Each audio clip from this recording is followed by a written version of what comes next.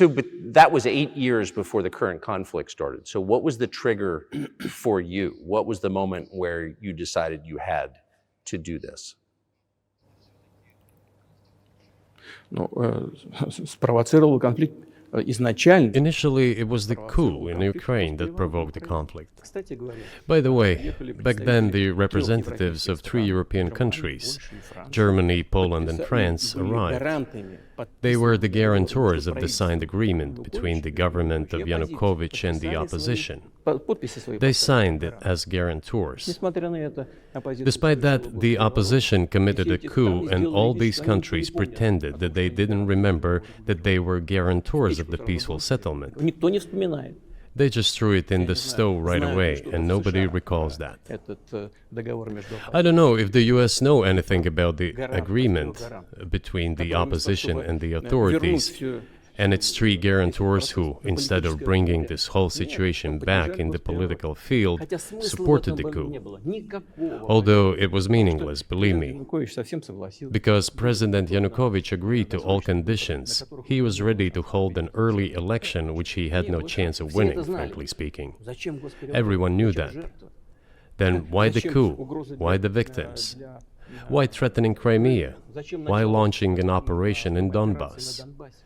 This I do not understand. That is exactly what the miscalculation is. CIA did its job to complete the coup. I think one of the deputy secretaries of state said that it cost a large sum of money, almost 5 billion. But the political mistake was colossal. Why would they have to do that? All this could have been done legally, without victims, without military action, without losing Crimea. We would have never considered to even lift a finger if it hadn't been for the bloody developments on Maidan. Because we agreed with the fact that after the collapse of the Soviet Union, our borders should be along the borders of former Union's republics. We agreed to that.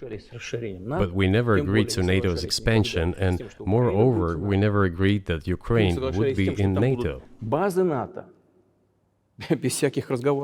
We did not agree to NATO bases there without any discussion with us. For decades, we kept asking, don't do this, don't do that. And what triggered the latest events?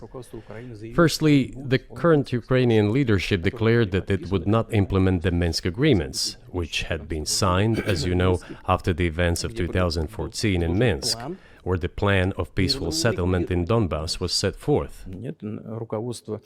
But no, the current Ukrainian leadership, foreign minister, all other officials, and then president himself said that they don't like anything about the Minsk agreements. In other words, they were not going to implement it. A year or a year and a half ago, former leaders of Germany and France said openly to the whole world that they indeed signed the Minsk agreements, but they never intended to implement them. They simply led us by the nose.